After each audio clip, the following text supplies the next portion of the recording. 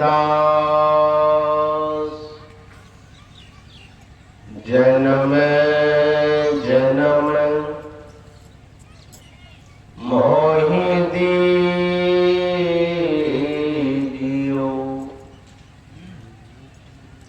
निज चरणन मेवा।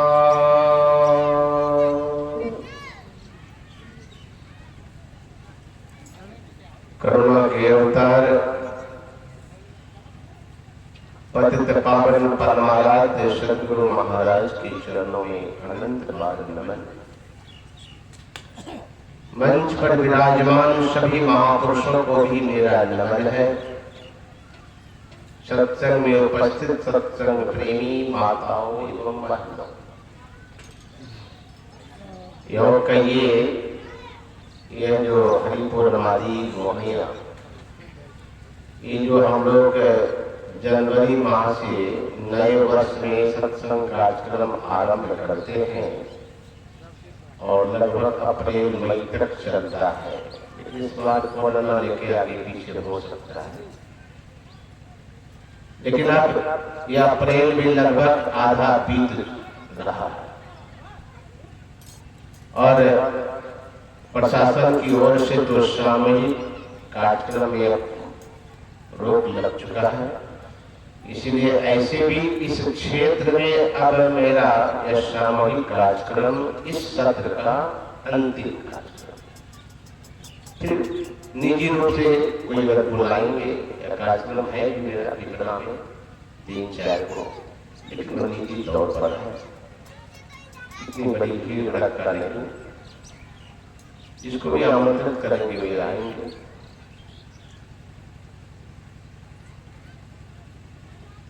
और यह कार्यक्रम हमारे इस ग्राम के सभी धर्म प्रेमी ने मिलकर के ये जो बैनर देख रहे हैं 10 वर्षों से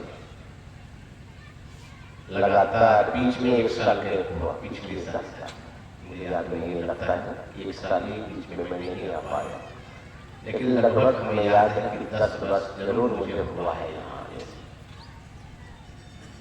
ये मिर्जा चौड़ी के रिकॉर्ड को तोड़ा है। कभी कभी क्रिकेट में देखते थे हम लोग, तो कहता था कि आज जो है हरिभजन के रिकॉर्ड को तोड़ दिया कोहली। तो वही लगता है कि वहां शायद 8 या 9 साल में लगातार किया था, यहाँ 10 साल हो गया, मतलब उस रिकॉर्ड को तोड़ा है अभी ये हरिपूर्णमादी। अब इसका रिकॉर्ड को कौन तोड़ेंगे तो हम नहीं जानते हैं। इस क्षेत्र में बड़ा ही श्रद्धा के साथ यहाँ की इस बात मैं देखा हूं, जो मैं कल से आया हूं, खाने में तो विलंब हुआ था कल मुझको, लेकिन यहाँ के सभी नौजवान कार्यकर्ता को मैं देख रहा था। सुबह से मैं इन लोगों की अध्ययन कर रहा था। इस बार में सबके प्रति अटूट श्रद्धा प्रेम में देखा, और हर बात से हमको लगा कि इस बार ये लोग सफाई विभाग हो, चाहे भोजन विभाग हो, चाहे महात्माओं का विभाग हो, सब में लोगों ने विशेष ध्यान दिया। इस बार ये मेरा अनुभव जो कह रहा, और इस बार विशेष श्रद्धा से इस ग्रामीणों ने जो इस बार सत्संग किया है, इसलिए हमको लगता है कि इस कोरोना में विघ्न आना चाहिए, लेकिन प्रत्येक साल यहाँ सत्संग में कुछ न कुछ विघ्न आता था, आंधी तूफान रिकॉर्ड है यहाँ, चाहे शुरू में आवे कि बीच में आवे, लेकिन हमको लगता है इस बार इतना निर्विघ्न संपन्न हो रहा है। इसका यही कारण है, इसका सभी ग्रामीणों ने श्रद्धा उत्साह के साथ इस जग को संपन्न किया। श्री सदगुरु महाराज की जय। सबसे ज्यादा श्रद्धा प्रेम के साथ इस बार किया, इसलिए कोई विघ्न नहीं। पूज्य बाबा कहते थे विघ्न आता है यदि मन में कोई खोट हो, तभी कोई महान ज्ञान जग में या महान कार्य में, शुभ कार्य में विघ्न आता है। यदि मन में कहीं खोट नहीं है, विघ्न कहीं न कहीं खोट हो। और इस बार निर्विघ्न, न आंधी, न तूफान, न बादल, न कुछ नहीं। देखिए 2 दिन पहले चला गया, वर्षा हुई थी 2 दिन पहले, और उस दिन हम लोग मंच पे ही भीज रहे थे। रात्रिकालीन सत्संग का ऊपर से वर्षा हो रही थी, मंच पर ही थे, घोड़ था वहां, पता लगाया मैं ऐसा क्यों हुआ। कहा कि मनुष्य को अभिमान था, हम बाबा को लाके दिखा दें, थोड़ा सा भी अभिमान नहीं आना चाहिए अंदर में। शुभ काम करने में अभिमान नहीं आना चाहिए, भक्ति करने में अभिमान नहीं आना चाहिए। अगर भक्ति में अभिमान आ जाता है तो भक्त का पतन हो जाता है। इसीलिए भूल करके यदि आप भजन कीर्तन शुभ काम कुछ भी करते हैं तो आपको अभिमान नहीं करना है। नम्र भाव से श्री गुरुदेव ने हम लोग को क्या कहा कि भगवान गुरुदेव से हम लोग विनती करते हैं क्या, प्रेम भक्ति गुरु दीजिए। दीजिए जब इस शब्द आ गया ना, यहां झुकना हो। ऐसे कहा किसी से दीजिए नहीं कहना चाहिए। दीजिए का मतलब है मांगना, मांगना नहीं चाहिए। ये दीजिए शब्द है मांगना, दीजिए हुआ मांगने, मांगना कही है दीजिए किया, कोई अंतर नहीं है। दीजिए जब भी कह दिए तभी मतलब है कि आप मांग रहे हैं। लेकिन हमारे संत महात्मा कहते थे मांगना नहीं चाहिए किसी से। क्या होता है मांगने से? आप गया, देखिए मांगने से क्या किया जाता है किसी के पास, आप गया, आदर गया, नैनन गया स्नेह, ये तीनों तभी गए जब ही कहा कछु। यदि आप किसी के सामने हाथ फैला दिए तो आप गया, आदर गया, नैनन गया स्नेह, ये तीनों चले जाता है। लेकिन एक बात और याद रखिए, मर जाओ मांगो नहीं। मांगना तो पड़ेगा, ये सत्संग ऐसे ही हो रहा है, बिना मांगे मांगना पड़ा है हमारे यहाँ के सभी कमेटी के लोगों को। 10 रुपया देंगे, 5 रुपया लोग दे, जो दिया, लेकिन मांगने तो गया। कहते बाबा आप कहते मांगना नहीं चाहिए, तो मांगेंगे नहीं तो सत्संग कैसे होगा। मैं मांगने के लिए मना जरूर करता हूँ, लेकिन कहाँ मांगना चाहिए। मर जाओ मांगो नहीं, मर जाइए लेकिन मांगिए नहीं। अपने तन के कार्य, हमको अपना तन के लिए, अपने लिए खास करके मत मांगिए। परमार्थ के कारण कछु न आगे। अगर मांगना ही है तो संसार के लिए नहीं, परमार्थ के लिए मांगिए। अगर यह मांग अगर आप कर रहे हैं, सत्संग के लिए मांग रहे हैं, सत्संग मंदिर के लिए मांग रहे हैं, ये मांगना गुनाह नहीं है। इस मांगने से परमार्थ ही बन जाता है। क्यों? जब यह सत्संग होगा, यज्ञ होगा, मंदिर बनेगा, हजारों लोग सत्संग करेंगे, भजन करेंगे, ध्यान करेंगे, इससे लोगों का कल्याण होगा। यदि कल्याण होगा तो उनका पुण्य का प्रभाव आपके भी जीवन में आएगा, आपके भी जीवन में आएगा। तो फिर कितने ऐसे लोग हैं जिसके पास कोई मांग नहीं, कोई कामना नहीं। अरे ये मांग मिटने वाला नहीं है। सुन लीजिए, ये मत सोचिए कि बहुत बड़े धनवान है तो उसके अंदर कोई मांग नहीं, बहुत बड़े राजा है उसके अंदर कोई मांग नहीं, बहुत बड़े बादशाह उसके अंदर कोई मांग नहीं। ऐसी बात नहीं। एक फकीर चला गया अकबर बादशाह के यहाँ कुछ मांगने, जिसमें मैं गया, अकबर बादशाह नमाज पढ़ रहा और नमाज पढ़ने के बाद इबादत करने लगा। अल्लाह खजाने में बरकत दो, हौज को कामयाबी दो, यह दो, वह दो, वह दो, दो करने लगा। वो फकीर सोचा कि हम तो सुने थे कि बादशाह है, ये तो देखते हमारे जैसा भीख मांगा। उठ के चले गए। ये भीख मांगा, सब क्या मांगेंगे, तो अपने भीख मांगा। अब वो बादशाह नमाज पढ़ के समाप्त हुआ और बादशाह देखते ही गरीब, ये फकीर आया था, नाराज होके जा रहा, दौड़ के गया, आगे हाथ जोड़ के खड़ा गया। हजरत क्या खतरा हो गई हमसे, आप जा रहे हैं। फकीर ने कहा खता तुमसे नहीं, खता तो हमसे हो गई। गलती तुमसे नहीं, गलती हमसे हो गई। कल में हम नमाज पढ़ रहे थे, हमसे भूल हो गई, आप नाराज क्यों हो रहे? तुम्हारी कोई भूल नहीं, भूल हमारी। क्यों, कैसे आपकी भूल हो गई? कहा मैं सुन रखा था तू बादशाह, हाँ भाषा तो हूँ का नहीं, मैं तो देखा तो हमारे देश हमसे भी बड़ा भिखमंगा है। गए तो भिखमंगा है तो सबको भिखमंगा समझता, कभी समझता नहीं हो। मैंने भी कान से सुना है, तुम कह रहे थे आप खुदा अल्लाह, यह दो वह दो, खजा फौज को कामयाबी दो, खजाने में बरकत दो, धन दो, दौलत दो, क्या क्या दो दो। ये जब जब दो दो लगा है, तुम बादशाह कैसे हो गया जी? तुम भी तो हमारे जैसा भिखमंगा है। मैंने सोचा जब तू ही भिखमंगा मैं भी भिखमंगा, भिखमंगे से क्या मांगना, फर्क यही है हम कटोरा लेके मांगते, तुम बड़ा बड़ा ठाका लेके मांगते हो। लेकिन मांगते तो तुम ही हो, जब तुम भी मांगते हो जिससे, मैं सोचा ये भिखमंगा से क्या मांगना है, अरे मांगना ये तो मैं भी वही खुदा से को नहीं मांग। श्री सदगुरु महाराज की जय। मैं भी वही खुदा से मांगूंगा जिससे तुम मांगना, तो भिखमंगे से मांगेगा। मतलब ये मत सोचिए कि बहुत बड़ा धनवान हो गया तो उसके अंदर सब मांग चली गई, नहीं ऐसी बात नहीं। मांगना ही है तो क्या मांगना है, मांगना ही है तो क्या मांगना है, सुन लीजिए।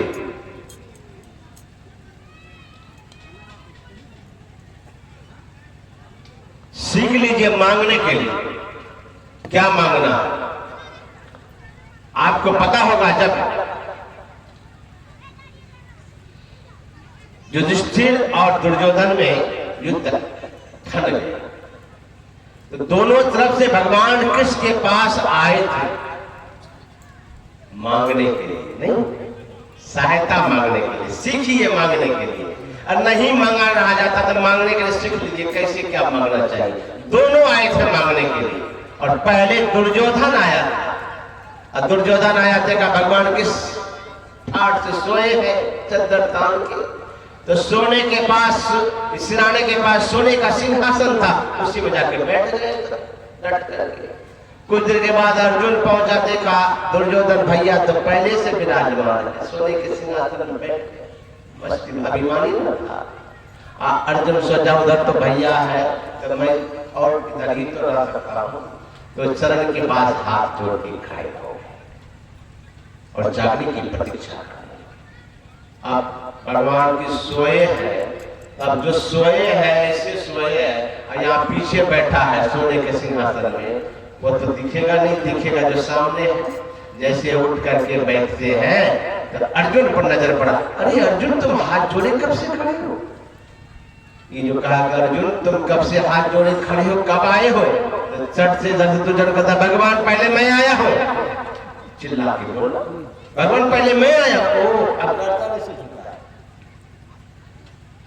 अब गर्दन झुका कर देखना पड़ेगा। ये अभिमानी उठा नहीं, कहता मैं पहले आया हूँ। ये अभिमानी को क्या मिलेगा?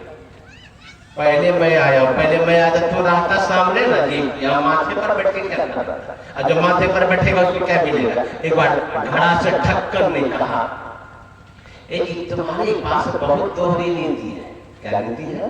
का तुम सबको गर्मी के मौसम में शीतल जल पिलाते हो, तृप्त कर देते हो, हम तुम्हारे पास बैठे भी सूखा का सूखा, हमको भी तो शीतल जल पिलाना चाहिए। घड़ा से ठक्कर नहीं कहा, उसी के माथे पर ठक्कर था, वही ठक्कर कि तुम सबको शीतल जल पिलाते हो, हमको तुम सूखा का सूखा कर देते हो। यो ही मैं सूखा पड़ा रहा था तुम्हारे पास। घड़ा ने कहा है ढक्कन हमारे पास कोई दोहरी नीति नहीं, मैं ऐसे पानी नहीं पिलाता हूं, मेरे पास आता है कोई हाथ जोड़ता है, गर्दन झुकाता है, तब मैं झुक के पानी पिला देती हूँ। तुम कभी मेरे सामने झुकते हो? झुकोगे क्या? तुम तो हमारे कपार पर बैठे रहते हो, तुमको हम पानी कहां से पिला दें? ढक्कन ना रहता, घड़ा के कपारे पर रहेगा बैठा, तो जो कपार में बैठे रहेगा उसको कहां से आशीर्वाद मिलेगा? झुकता वही है जिसमें जान होती है, झुकता वही है जिसमें जान होती है, और अकड़ से मुर्दे की पहचान होती है। जो झुकना नहीं जानता वो मुर्दा से कम नहीं, मुर्दा से कम का अभिमानी का लक्षण, वो झुकता नहीं। अभिमानी दुर्योधन का भगवान मैं पहले आया, ओ आप भी आए हैं, अच्छा अच्छा, कहीं कैसे आना हुआ दोनों का एक साथ? कहा भगवान आप लोग जानते हैं हम दोनों के बीच लड़ाई चल रही, सहायता मांगने आया हो।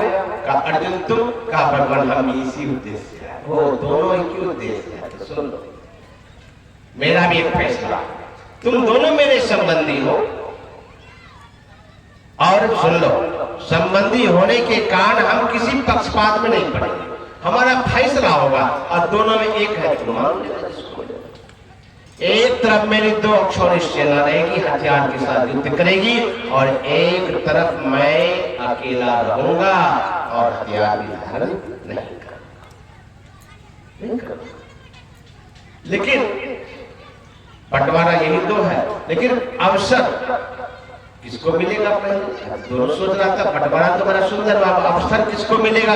दुर्योधन सोच रहा कि बंटवारा तो बहुत सुंदर किए, पहला अवसर कहीं अर्जुन को मिल गया, कहीं भी सेना ले लिए, ये कहते हैं कि निहत्था हम युद्ध करेंगे, नहीं तो निहत्था को ले जाकर हम क्या करेंगे? अर्जुन सोच रहा है बंटवारा भगवान बहुत सुंदर किए कि पहला मौका मिल गया भैया को, अगर भैया भगवान को ले लेता तो अब दोनों का प्राण सुख रहा। मौका किसको मिलता? तो भगवान ने पहला मौका दिया अर्जुन, इसलिए कि तुम छोटे भी हो और फिर तुमको मैंने पहले देखा है, अधिकार बनता है अर्जुन का पहले जो मांग लो। अब तो दुर्योधन का हार्ट बीट बढ़ गया, ये भगवान लगता है इससे न लेगा, ये निहत्था हमारे कपाल पड़ेगा, जैसा घर में भी झगड़ा लगा देगा। मन में सोचते हैं क्या मांगे, जैसे कहा अर्जुन पहला मौका मैंने तुमको दिया, तो अर्जुन हाथ जोड़ेगा भगवान मैंने आपको ही दिया, आपको लिया। जैसे कहा आपको लिया, तो दुर्योधन खड़ा हो गया, हाँ हमको बिल्कुल पसंद है, आप उधर जाइए, हमको आपका कोई काम नहीं, हमको सेना, और सेना लेकर दुर्योधन चला गया। तब भगवान ने अर्जुन से पूछा, अर्जुन तुमने मौका का लाभ नहीं लिया, मैंने तुमको पहला मौका दिया था, तुमने मौका का लाभ क्यों नहीं लिया? नहीं कहा प्रभु आप हमारी परीक्षा ले रहे, क्या परीक्षा की क्या बात है? मैं पहले ही कह दिया मैं युद्ध नहीं करूंगा, हथियार धारण नहीं करूंगा, तुम हमको लेकिन क्या करोगे? अर्जुन ने क्या कहा? कहा भगवान मैं आपको लेके क्या करूंगा? भगवान मैं आपको लेकर के अपने जीवन की बागडोर आपके हाथों में सौंप दूंगा, मैं निश्चित होकर के युद्ध करूंगा। श्री सद्गुरु महाराज की जय। यही है अर्जुन। अर्जुन ने देखिए क्या किया, भगवान को लिया और अपने जीवन की बागडोर किसके हाथ में? भगवान के हाथों में सौंपा। और अभी आप सुन रहे थे पाठ में, सुनहु सखा कृपा निधाना, किसने कहा? ये भगवान राम सखा विभीषण से कह रहे हैं। कब? रावण रति बिरथ रघुबीरा, जब रावण रथ पर थे और भगवान राम पैदल थे, पांव में जूते नहीं, खड़ाओ नहीं, का भगवान उस महान योद्धा से युद्ध कैसे करें? लेकिन सबसे बड़ी बात है कि इस युद्ध में सब कुछ हो, सुंदर रथ हो, सुंदर घोड़े हो, यदि सारथी सुंदर नहीं तो रथ किस गड्ढे में जाएगा, इसका ठिकाना। तो सारथी किसको बनाना चाहिए? हम आप जीवन के रथ में बैठे हैं, यहाँ धर्म रथ की चर्चा है, आज 8वां धर्म रथ। जिस धर्म रथ पर जब आप बैठे, जीवन की धर्म रथ पर जब आप बैठ जाइए, एक बात देखिएगा, हम लोग आप बस पे बैठते हैं और हम ही लोग गाड़ी में बैठे रहते हैं, हम लोग सिर्फ गाड़ी में बैठे रहते हैं। गाड़ी का कमान किसके हाथ में होता है? ड्राइवर सारथी के हाथ में। वो चाहे तो आपको गड्ढा में डाल दे, चाहे सड़सड़ा के पहुंचा दे, ये जिम्मेदारी ड्राइवर की होती है, ये सारथी कहा जाता है। जीवन की बागडोर, जीवन खतरे में डालेंगे कि जीवन को सही रास्ते पर पहुंचाएंगे, एक जिम्मेदारी ड्राइवर की होती है। आपका काम क्या है? आप टिकट लेके बस में बैठ जाए। अब आप जिम्मेदारी किसकी है? ड्राइवर की। आप बैठे पूर्णिया में और ड्राइवर सीधे आपको पहुंचा दिया पटना। कोई टेंशन नहीं, सोए है, मगन है, एसी चल रहा बस में। उसी तरह विश्वास रूपी टिकट लेकर के इस धर्म रथ पर जो बैठता है, और सारथी किसको बनाना चाहिए? ये पाठ में सुन रहे थे, इस भजन सारथी सुजाना। सारथी कौन होना चाहिए? इस भजन। अगर आप धर्म रथ पर बैठे हैं और भक्ति रूपी सारथी अगर आपके जीवन में नहीं, तो आपका रथ कहीं भी उलट सकता है। श्री सतगुरु ये धर्म रथ के सारथी इस भजन, परमात्मा की भक्ति ही सारथी है। अगर भक्ति जीवन में उतार लेते हैं तो अब उसकी बागडोर, उसकी जिम्मेदारी है कि आपके रथ को उस अमरधाम परम धाम की यात्रा करवा देंगे। जिन्होंने इस भक्ति रूपी सारथी को जीवन में अपना लिया, ये सारथी इधर उधर नहीं, सीधे परम धाम की को ही पहुंचाने वाला। श्री सतगुरु महाराज की। ये रथ, धर्म रथ की चर्चा हम लोग सुन रहे थे। यही बात तो कहा था। क्या कहा था? कहा था कि बंद कीजिए,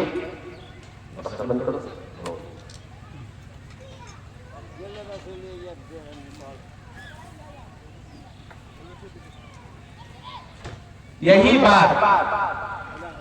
देखिए, अपने जीवन की बागडोर किसके सामने सौंपा? भगवान किसके हाथों में सौंपा? नहीं, भगवान के हाथों में। ये देखिए, सारथी किसको बना है? भगवान को। ये भजन भक्ति से ही भगवान वश में होते हैं। भगवान को सारथी बना है, चाहे भक्ति को, दोनों में कोई अंतर नहीं है। जहां भक्ति है वही भगवान है।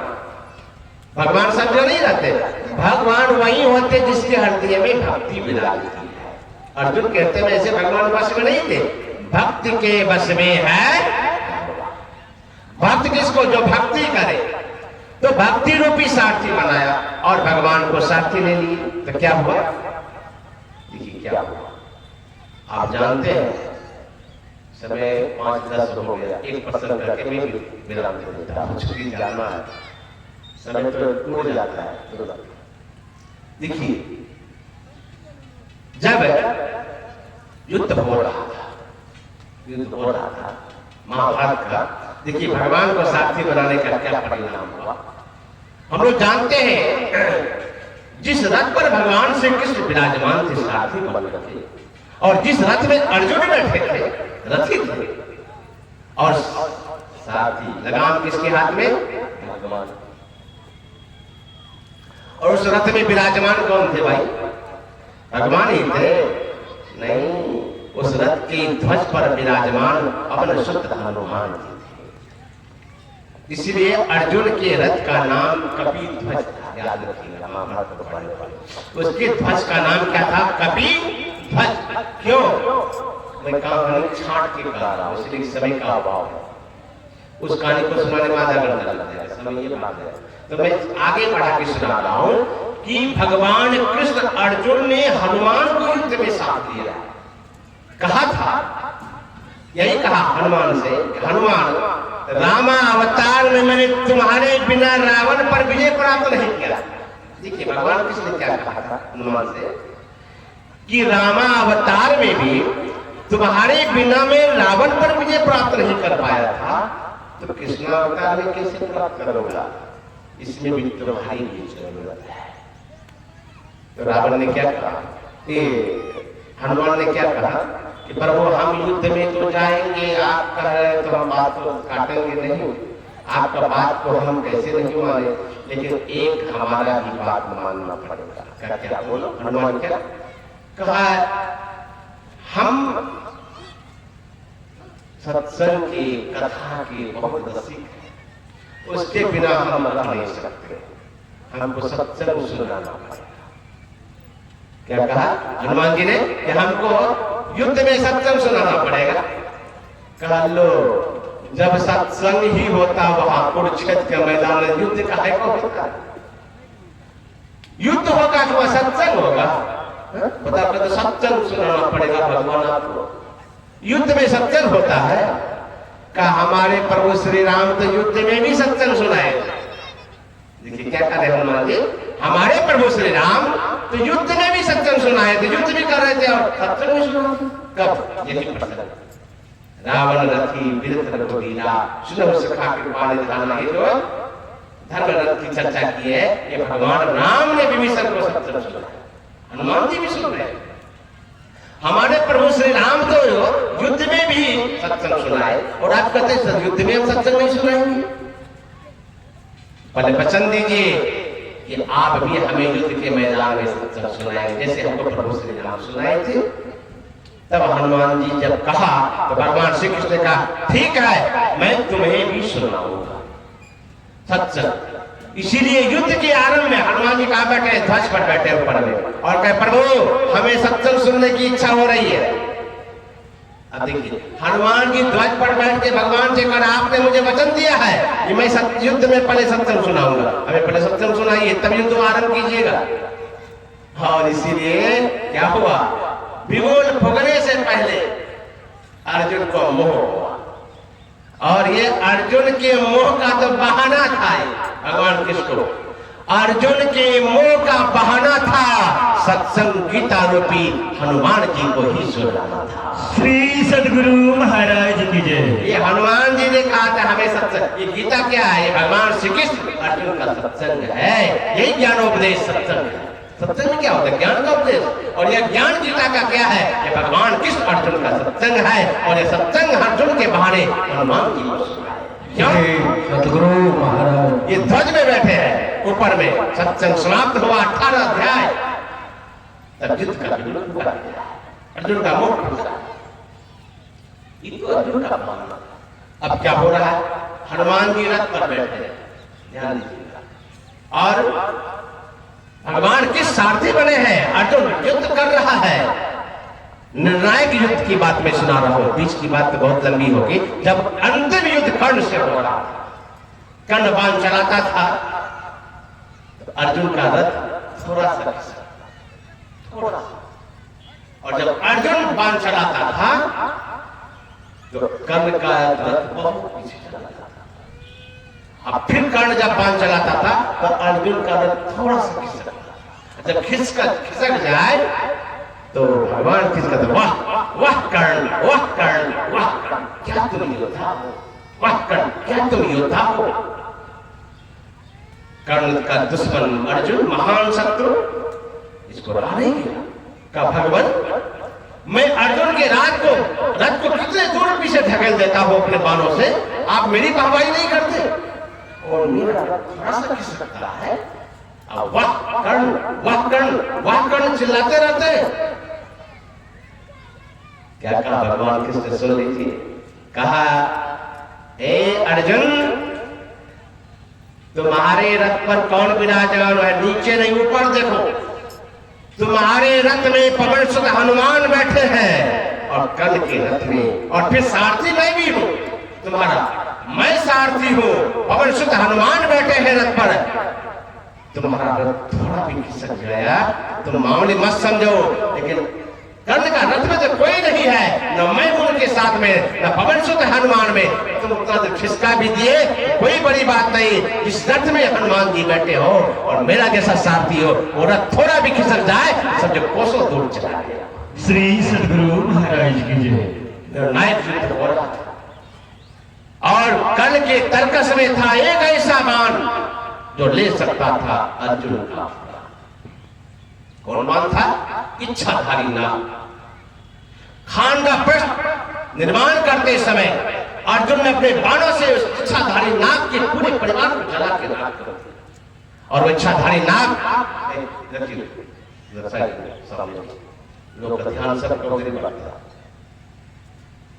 इच्छाधारी नाग क्या हुआ?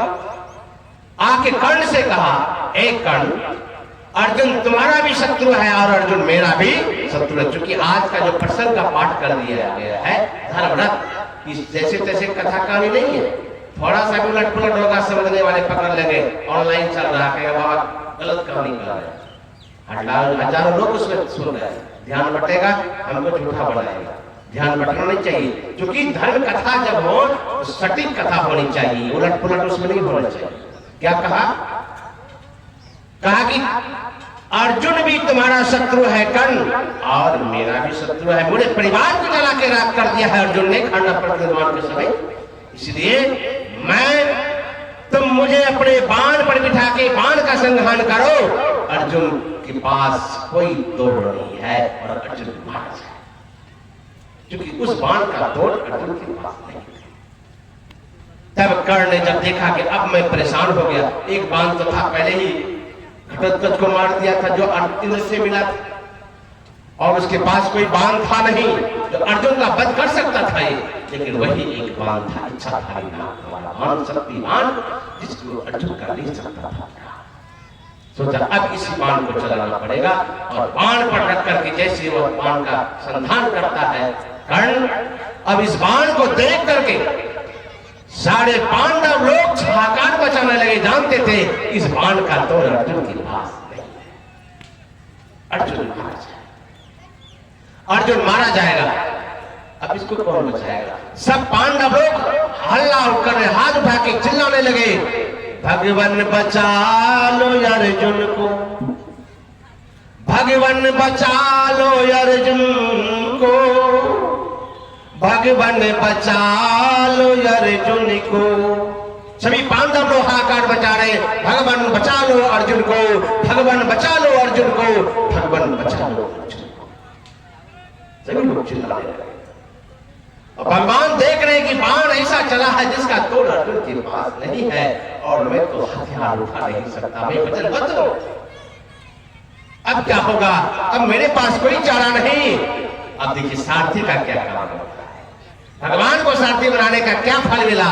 अब सारथी की जिम्मेदारी है अर्जुन को बचाना है। कैसे बचा रहे हैं? सबने तो भगवान से कहा बचा लो भगवान अर्जुन को, सारे पांडव लोग हाहाकार बचाने लगे, भगवान बचा लो अर्जुन को, भगवान बचा लो अर्जुन को।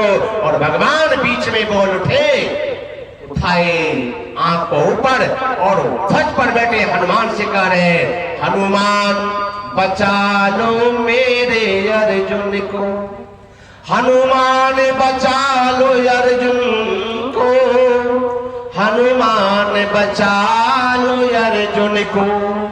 सब लोग तो कह रहे भगवान बचा लो अर्जुन को, लेकिन भगवान क्या बोल रहे हैं? हनुमान बचा लो मेरे अर्जुन को, इसमें मैं शस्त्र उठा नहीं सकता, अब तुम ही इसकी रक्षा कर सकते हो। जब भगवान ने कहा, चूंकि सारथी है, उसका रक्षा करना अर्जुन का इसका धर्म बनता है। जब पेच दाव पेच भगवान जानते थे अर्जुन की रक्षा कैसे हो सकती है। सब लोग तो मुझ पर आस लगाए हैं, मैं कैसे बचाऊं, मैं शस्त्र उठा नहीं सकता। तो हनुमान को याद किया, हनुमान बचा लो अर्जुन को। जैसे भगवान का आदेश होता है, हनुमान बचा लो अर्जुन को। हनुमान ने इतना वजन बढ़ाया ध्वज पर, रथ पर इतना वजन बढ़ाया, धरती फट गई।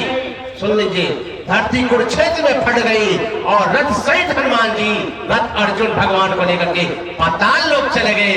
बाण तो चला, अर्जुन मिला नहीं, बाण वापस होकर चला। श्री सद्गुरु महाराज की जय। अर्जुन के बोले भगवान को लेके रथ सहित हनुमान चले गए पाताल लोक।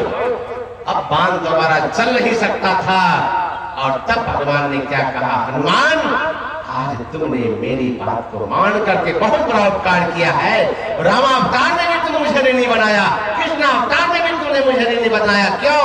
यही पाताल लोक है जहां मैं और लक्ष्मण रावण के द्वारा पकड़ा गया था, तुमने आकर के यहाँ बचाया था। और कृष्ण अवतार में कृष्ण और अर्जुन की तुमने रक्षा की है। श्री सद्गुरु महाराज की जय। अगर अपनी बागडोर भगवान के साथी नहीं बनाए होते तो आज अर्जुन की रक्षा कैसे? इसलिए पाठ में सुन रहे थे, सारथी होना चाहिए कौन? ईश भजन सारथी सुजाना। जिन्होंने जीवन में भक्ति रूपी सारथी बना लिया, उसका रथ कभी धंसेगा नहीं, उसका कभी जीवन में अनिष्ट नहीं होगा। इसलिए सबका एक ही गाना गुरुदेव भी कहते हैं, क्या कि भक्ति सबको करनी चाहिए, जितने मनुष्य तनधारी है भक्ति कर सकते सभी, अंतर व बाहर भक्ति कर खटपट हटाना चाहिए। बाहरी भक्ति भी कीजिए, गुरुदेव कहते हैं कल्याण होगा आंतरिक भक्ति करने से। आंतरिक भक्ति का भेद कहाँ? तो संतों के पास, संतों से विधि जान करके अंदर की यात्रा कीजिए, जीवन सार्थक और सफल होगा। भक्ति करते करते बीच में ही अगर से छूट गया तो अधोगति को नहीं जाएंगे। भगवान किसने वादा किया है? प्राप्त पुण्य कृताम लोकानि सिद्ध्वा शाश्वती समा सुखिनां श्रीमतांगे जो परस्पर जायते। अर्थात पुण्य की पूंजी से पहले स्वर्ग के सुख को जब प्राप्त करेंगे वहां से लौटेंगे, श्रीमान या योगी कुल में जन्म होगा। यह संस्कार जबरदस्ती भक्ति कराएगा तब तक जब तक कि परम धाम को वह भक्ति पहुंचा नहीं देगी। यह साथ ही साथ छोड़ने वाला। यही सेवा आप लोग के साथ रही। इस साल में थोड़ा सा कम ही सेवा में कर पाया, इसके लिए मैं क्षमा चाहता हूँ ग्रामीणों से। फिर कभी अगर आप मौका देंगे मुझे, मैं फिर भरपूर सेवा करूंगा। मुझे तो लग भी नहीं रहा था कि होगा कि नहीं होगा। हमारे यहाँ से कुछ लोग फोन किए कि बाबा कोरोना है, तो हमने कहा कि कुछ नहीं, आपके यहाँ कुछ दिक्कत नहीं होगी, खाली बड़ा बहुत सारा मिल लीजिए, क्योंकि आपका तो देहात है, देहात में कोई प्रभाव नहीं है, शहर में ज्यादा प्रभाव है। फिर हम लोग तो गुरु के भक्त हैं, गुरु के दरबार में बैठेंगे, वर्षों से करते आ रहे, गुरुदेव की रक्षा करेंगे। आप तैयारी कीजिए और इस बार फिर धूमधाम से सत्संग होगा। श्री सद्गुरु महाराज की जय। हर वर्ष की भांति इस बार बहुत सुंदर ढंग से हुआ और मैं सभी आयोजनकर्ताओं को और आप सभी श्रोताओं का जीवन आनंदमय हो, कल्याणमय हो। गुरुदेव के चरणों में इसी शुभकामना के साथ अपनी वाणी में विराम। और आप लोग प्रणाम करने आएंगे तो ध्यान रखिएगा कि मोबाइल, गाना, जेवर सबको संभाल के। और आज गुरु कीर्तन भी होगा, रविवार है।